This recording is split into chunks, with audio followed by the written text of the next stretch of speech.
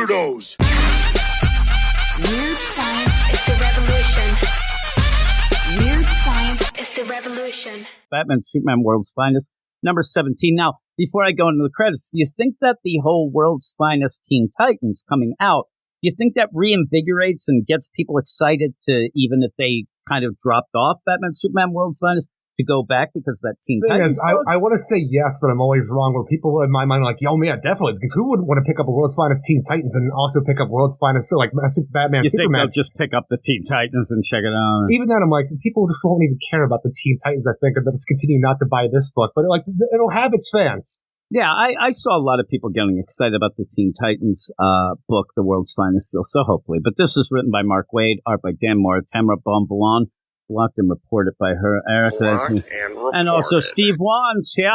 And yeah, we're going to have the robot uprising, and it's going to downrise. It's going to be taken down. I always forget this. Well, until you say the week before when we're like, oh, we have, because you always say, Batman, Superman, World's Finest, ooh, robot uprising. I'm like, oh yeah, that's what we're doing. I keep forgetting about it, but I also laugh every time we have New Mazo because it drives you nuts that you did not want that name.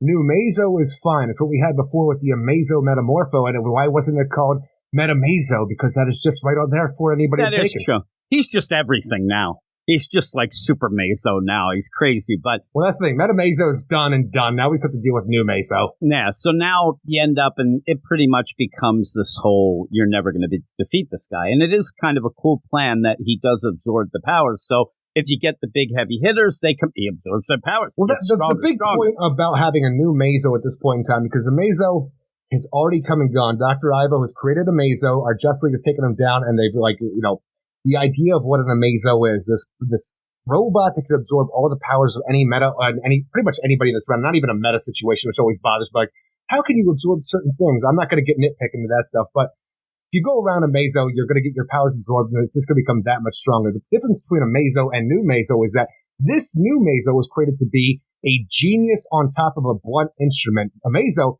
just kind of a mindless robot going around as programmed to take out the Justice League and take their powers. This one can think for itself and outthink anybody that's coming for it, as well as outpower them. So that's the real threat, where you have all the heroes coming together to try to take this out. But New Mazo wasn't prepared for this, so he's already gone around and reprogrammed all the robots of the DC universe to be a part of his robot uprising, and which our heroes have to take care of as well as him.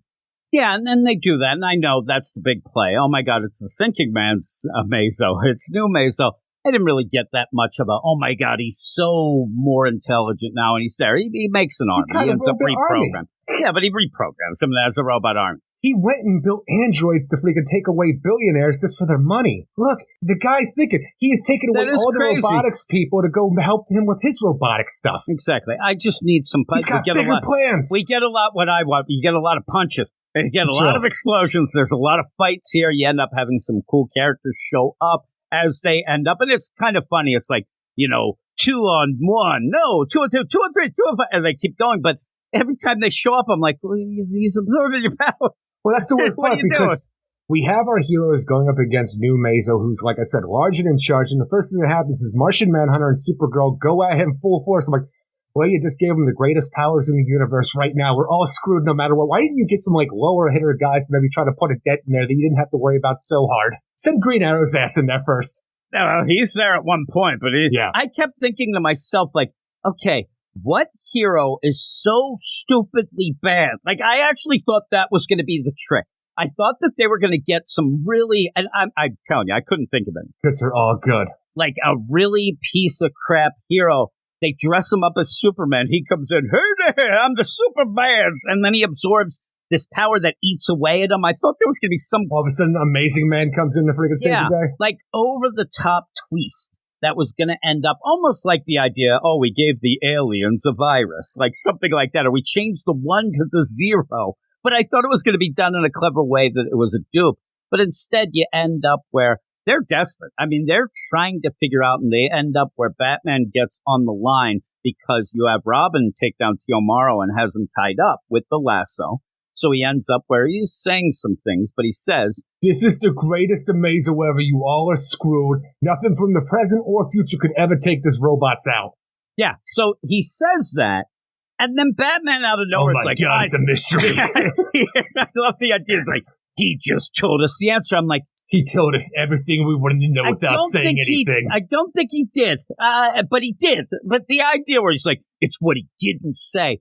Right away, I'm a dummy. Batman. I am a complete idiot, right? You'll attest to that. I sat there, I'm like, oh, it's something from the past. Like right away, I'm like, I think I get it. But I didn't know what that meant. But dude, I'm sitting here thinking about something like, is there something that I don't remember where there's a steampunk robot from Jonah Hex's time that they're going to go and but get? But you got that it was the past, right? Yeah, because he ends up saying that. It's funny because I'm reading it. And then I thought to myself, now, wait a minute. Again, this is what always kills. I know I'm a dummy. I never get anything. So I'm like, it can't be that. So then I'm looking, it's like, humanity fleeing the planet. Flee. I'm like, I have the weirdest ideas. And then at the end, I'm like, oh shit, I was right all wrong. But the idea where in the lasso that he's going to try to, Hail Mary, the protection of Earth. And the idea that Tio Moro just says, nothing now or in the future will ever be able to stop this thing. Oh, he must mean the past. I'm like, yeah, I think that may be what you're thinking, Batman. And it does work out, but the idea is saying that you're never going to be able to make it. It doesn't really work, but it does because Batman, it more clicks a thing in his mind to really realize it. But I don't mind the idea of how we're going to stop New Mazo by getting a reprogrammed Mazo on their team, and it's going to put them in an energy feedback loop that's going to destroy both of them because they're both sucking off each other to the point where it's too much for their body. So it's just what that's like, right? Who doesn't? But you have these two robots, the brute force weapon and the genius Mazo that's going at it, and that's enough for him to be distracted and just take this thing on to the point where they destroy themselves because of how they were made. And I am fine with that because that is a cool idea to bring that out. But when the rest of the series is the robot uprising on Earth that is taking over everything, and all it is Will Magnus just recoding the programming of the robots using satellites. I'm like, because he programmed the Metal Man to only follow his command, so he's going to do that to all the robots. I'm like, no. He built responsometers and put them into the robots. You can't just go and satellite reprogram everything with something like this. I'm like, this is a terrible idea. Like I'm saying, it's not in the comic. It's not terrible because it gets the job done. Just the storytelling in my mind, it's just so out of nowhere. I'm like, you can't just do that because then you can say that anybody can reprogram any of these robots in the DC universe out of nowhere, pretty much using a freaking smartphone. It seems like Mazo seemed to die. But yeah, at the end, it's just New Mazo had time and freaking people on his side to help him. And now we have heroes, Eric. But even when you're going through that, I thought that you end up because this was a pretty long story for what it was, and then to get to that point where he's just like, "Oh, I'm going to flip this switch." It's so weird that this is the story that we came to for the conclusion from. Someone killed Simon Stagg. That's crazy, right?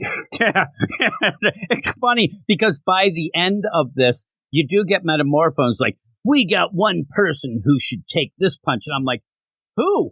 Oh, yeah, that was... Rex Mason's in this book. I got you. He is so far removed at this point. I was dumbfounded. I'm like, huh? I actually thought it was going to be some stupid-ass robot that comes in. How dare you? Boom. But it wasn't. It was Metamorpho. And I do like, though, because we get that play.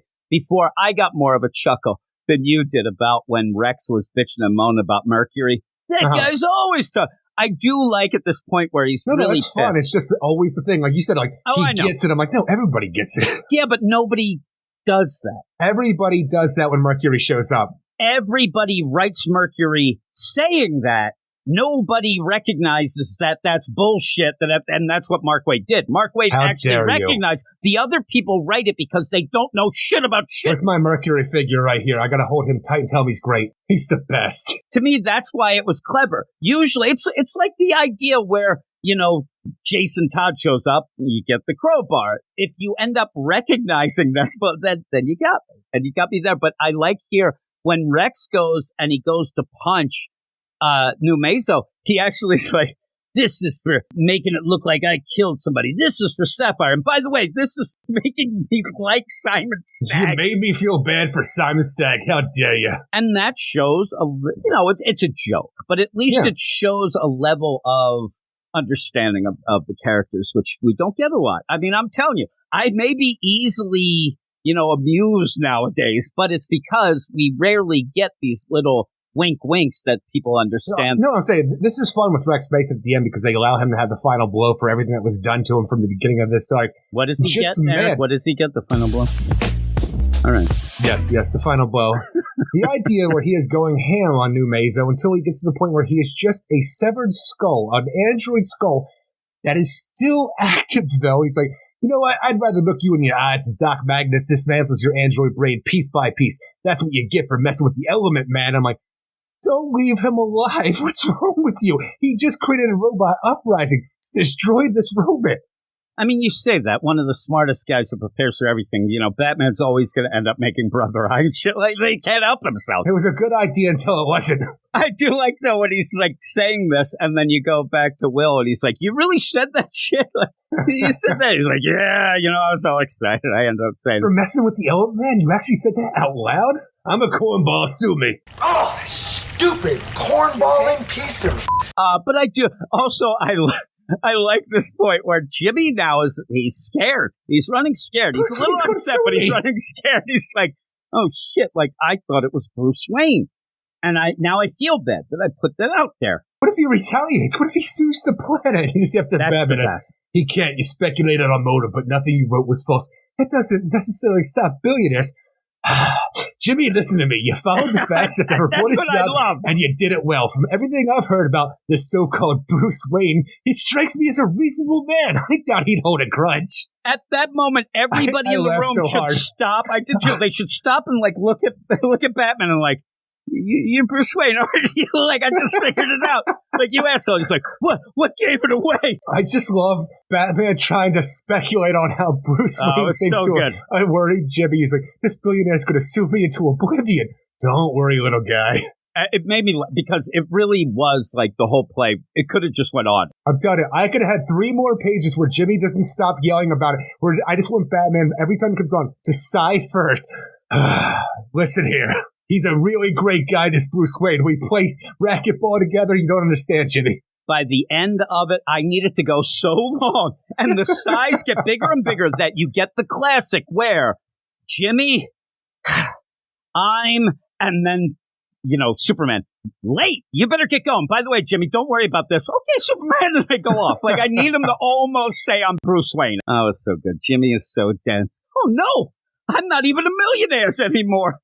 He's so funny. This isn't the past. It's fine. But yeah, you end up where he's all, and he is a little upset that he ended up collaring the Bruce Wayne. All his facts were right, Jim. But I thought it was pretty cool. And then you have next the untold origin of the Superman Batman team and the return of the Boy Thunder. Well, that's the thing is, you say next. Do you mean like next issue or just next in general? Because when you say the untold origin of Superman Batman team and you have in the background Riddler, Spellbinder, and Magpie, I'm like, that sounds like a really cool story. You better not tack that on top of the return of Boy Thunder and the Kingdom Come universe, because I want this story both. I'm like, I don't need this like compressed together because that's a lot of story that I want to get back to. Maybe we get a backup. I don't know. I haven't really seen, but I think that this is where you're seeing maybe that people are, you know, getting a little worried that the sales are going down. They're still okay. They're still better than a lot of the other books, but maybe this is that kick of the, hey, everybody, you know, this is what we're going to have in the next bunch of months. Just stick around. We have some cool stuff,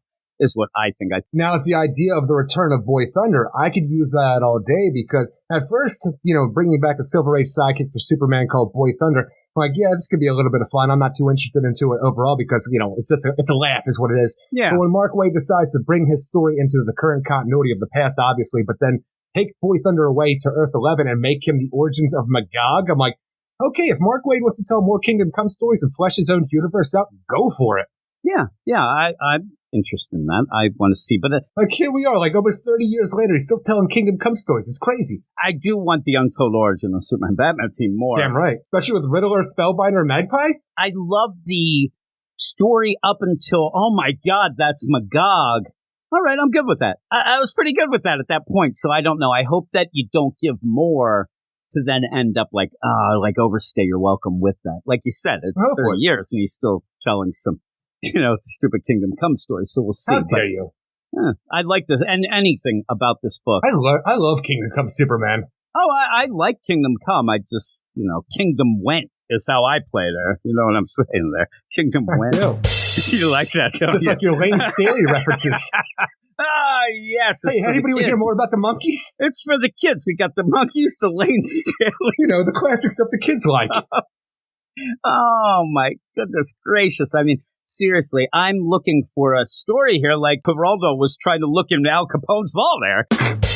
From the vault there. And just like that whole reveal, this was a dud. Yeah, well, this ended up pretty fun. No. I meant you talking. Oh, jeez. I really liked the Jimmy stuff at the end. It made me. Oh, that was great. So, and again, I like the fun of this book. That's what it's about. The thing is, the idea of the new Mazo, the genius Mazo, that's going to put the team on edge even more than a Mazo would.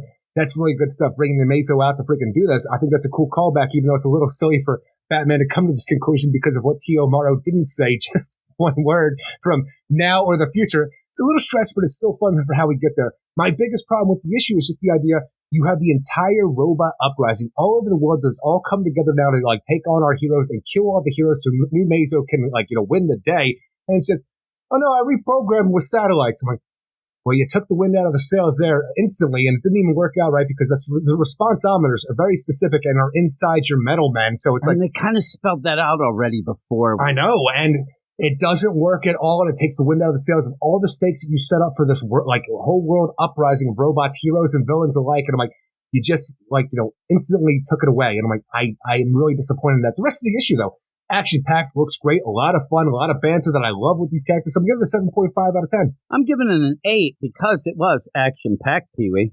See, I'm getting all the references now, Eric. Action-packed Pee-wee. I said on the cover, it does look like a bunch of action figures playing. Like you're slamming them into each other and stuff.